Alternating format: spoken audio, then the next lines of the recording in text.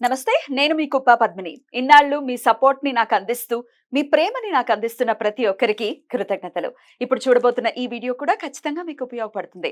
Like, share and subscribe చేసి మీ ఇష్టాన్ని, అలాగే మీ సపోర్ట్‌ని నాకందించండి. అలాగే ఈ వీడియో పట్ల మీ అభిప్రాయాన్ని కామెంట్ సెక్షన్‌లో కామెంట్ చేసి నాకు తెలియజేయండి.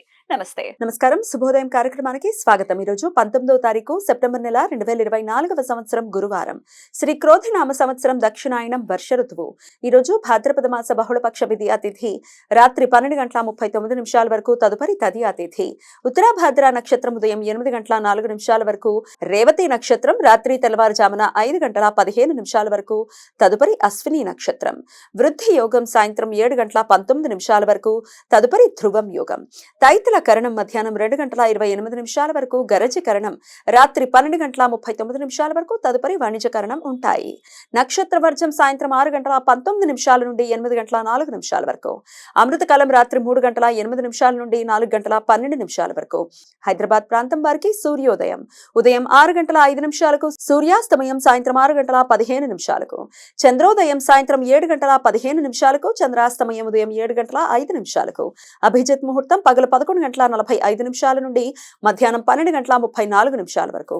దుర్ముహూర్తం ఉదయం 10:08 నుండి 10:57 వరకు, మరలా మధ్యాహ్నం 3 గంటల నుండి 3:49 వరకు.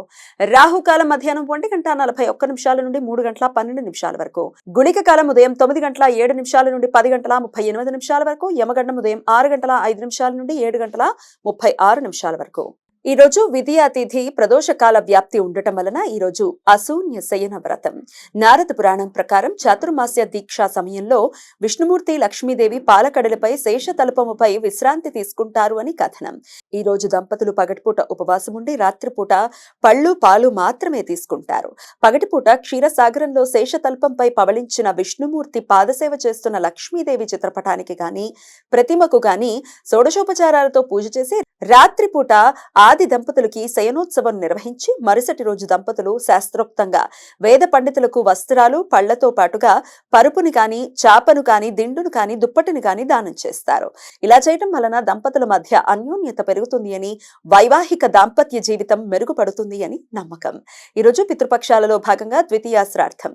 ఏ మాసంలో అయినా శుక్లపక్ష విధియ రోజు కానీ, బహుళపక్ష విధియ తిథి రోజు కానీ మరణించిన కుటుంబ సభ్యులకు శ్రార్థ కర్మలు నిర్వర్తించడానికి అనుకూలం. ద్వితీయ శ్రార్థాన్ని దూశ్రార్థ్ అని కూడా పిలుస్తారు. గురువారం రేవతి నక్షత్ర కలయిక ఉండటం వలన సర్వార్థ సిద్ధి యోగం ఈ రోజు ఉదయం 8:04 నుండి రాత్రి తెల్లవారుజామున 5:15 వరకు ఉంటుంది. ఈ సమయంలో నూతన వ్యాపార ప్రయత్నాలు చేయడానికి, కొత్త పనులు ప్రారంభించుకోవడానికి అనుకూలం. ఈ సమాచారాన్ని మనకు అందించిన వారు మేడికొండూరు విశ్వనాథ్ ప్రసాద్ గారు. ఆయనకు కృతజ్ఞతలు తెలియజేస్తూ నారాయణ స్మరణతో సమస్త సన్మంగళాని భవంతు. నమస్కారం.